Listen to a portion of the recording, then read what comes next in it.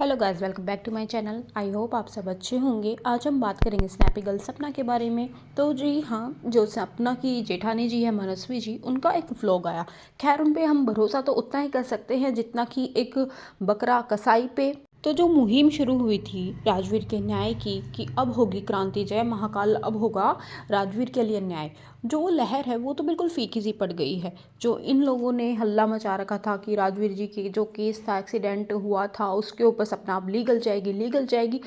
15 से 20 दिन I think, या 1 महीना होने को आया है, लेकिन आज तक एक एफआईआर नहीं हुई है।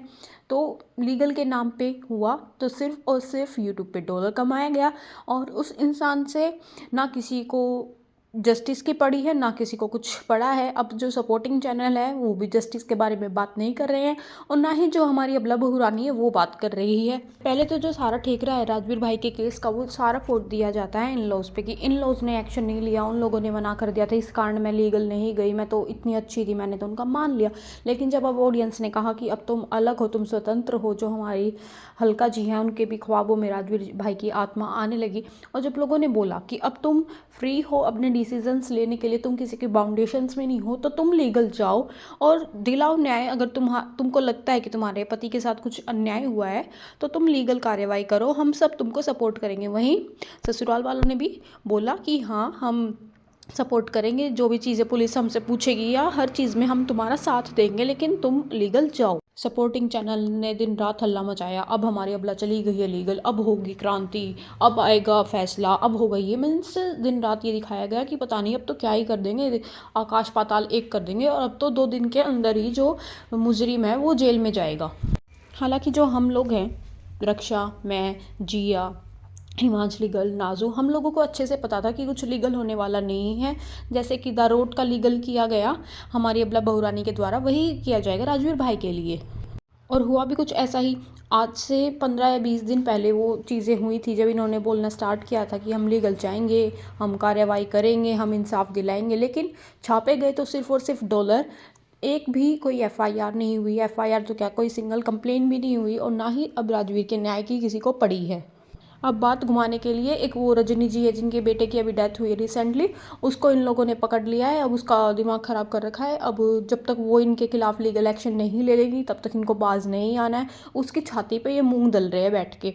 फिर जो हमारे सपोर्टिंग चैनल थे उनको भी समझ में आ गया अच्छे से, तो उन लोगों ने बलि का बकरा बना लिया है आजकल चटोरी रजनी जी को। अब मैं बताती हूँ कि जो सपोर्टिंग चैनल है उन लोगों ने जो टॉपिक है वो क्यों घुमाया, जो रजनी जी हैं उनको बलि का बकरा क्यों बनाया। क्योंकि जो सपोर्टिंग चैनल है उन लोगों का तो मोए मोए हो चुका है। वो किस लिए? क्योंकि इन लोगों को ना कुछ उम्मीदें थी। एक उम्मीद तो इन लोगों को ये थी कि जो हमारी अबला बहुरानी है वो इनको भर भर के कंटेंट देने वाली है। पहली उम्मीद तो इन लोगों को ये थी कि अबला बहुरानी जो है इन लोगों को भर भर के कंटेंट देगी, वो जो है लीगल जाएगी, राजवीर भाई के न्याय पे बातें करेगी। फिर ये लोग उसको ना वो दिखाएंगे कि ये तो सुपर वुमेन बन गई है, अब ये तो बहुत कुछ करेगी, और ससुराल वालों के अगेंस्ट ये लोग रिएक्शन देंगे, उनकी छीछा लैदर करेंगे।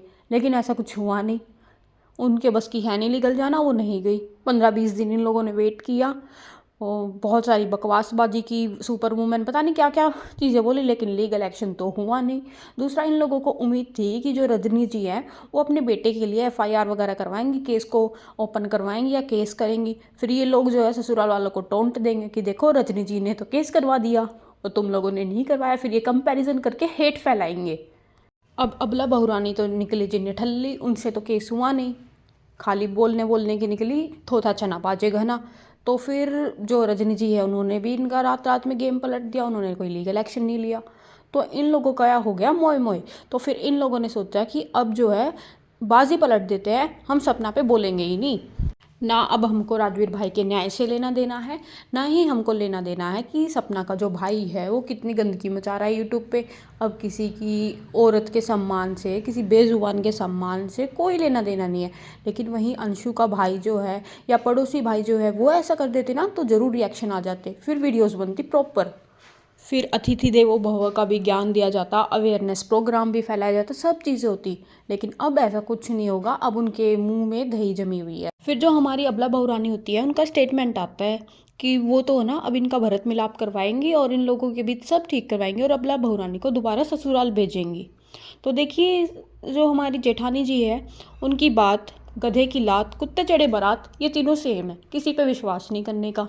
ये अबला बहुरानी वही है ना जो लाल डब्बा कार की कंप्लेंट करवाने और जो डाउरी का केस करवाने या मारपीट का केस करवाने ये सब सजेशन दे रही थी, अब वो भरत मिलाप का सजेशन दे रही है। तो जो जेठानी जी हैं हमारी अबला बहुरानी की, उनका जो पॉइंट ऑफ व्यू है ना वो जिधर वजन उधर भजन के साथ चेंज होता रहता है, तो उन पे तो यकीन करने का नहीं।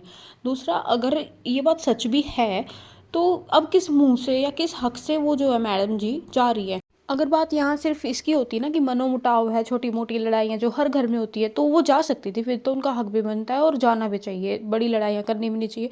लेकिन जो अबला बहुरानी है, उन्होंने कोई भी ऐसा इल्ज़ाम नहीं छोड़ा, कोई भी ऐसा केस नहीं छोड़ा या कोई भी ऐसा गंदा नाम लगाना उन पे नहीं छोड़ा जो कि एग्जिस्ट करते हैं केस।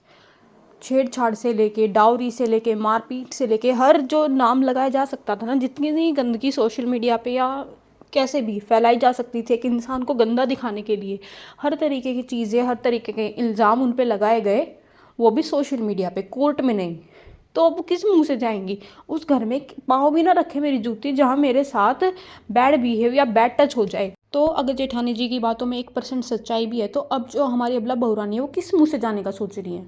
वहाँ पे उनके साथ बदसलूकी होती है, मारपीट होती है, छेड़छाड़ होती है और जान को भी खतरा है, तो कल को तो पता नहीं वो लोग क्या कर देंगे। तो पर्सनल सिक्योरिटी के कारण भी नहीं जाना चाहिए। दूसरा, ये ससुराल वालों के लिए भी खतरा है। अभी तक जो इल्ज़ाम नहीं लगा पाई हैं, जो बड़े से बड़ा घिनौना केस होता है वो ना लगवा दे फिर ये, तो दोनों के लिए खतरा है, एक दूसरे के लिए, तो इनको दूर ही रहना चाहिए। अब कुछ लोग है ना यहाँ के ज्ञान बांटेंगे कि उनका घर बस रहा है तो तेरी क्यों जल रही है, तुझे क्या फ़र्क पड़ता है? फ़र्क पड़ता है, क्योंकि एक मयान में दो तलवारें नहीं रह सकती।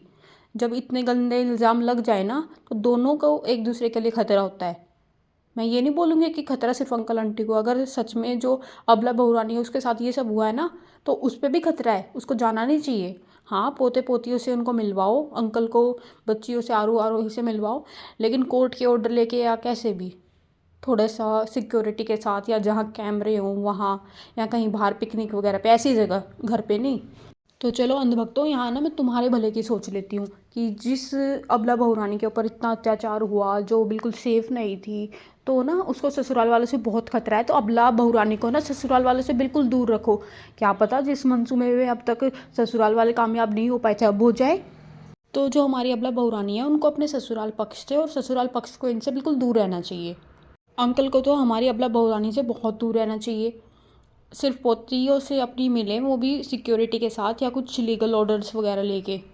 और अगर सच में इन लोगों को साथ रहना भी है तो फिर ना जिस सोशल मीडिया पे इन लोगों को बदनाम किया था, ऐसे इल्ज़ाम लगाए थे, तो वो चीज़ें ना एक्सेप्ट करनी चाहिए कि हाँ मैंने झूठे इल्ज़ाम लगाए थे, चीज़ें इतनी ख़राब नहीं थी और मुझे रियलाइज़ हो गई है अपनी गलती, इतनी कुछ चीज़ें नहीं थी, मैं माफ़ी मांगती हूँ और हम एक हो रहे हैं। फिर ये ठीक लगेगा कि सॉरी बोल दिया और अपनी गलती एक्सेप्ट कर लिया है, तो ठीक लगेगा, फिर ये दोनों एक साथ रह सकते हैं। ये मेरा पॉइंट ऑफ व्यू है। तो मैं यहाँ गलत भी हो सकती हूँ, लेकिन देखिए मेरे अकॉर्डिंग अब इन लोगों को ना साथ नहीं रहना चाहिए, दोनों की ही सेफ्टी का सवाल है।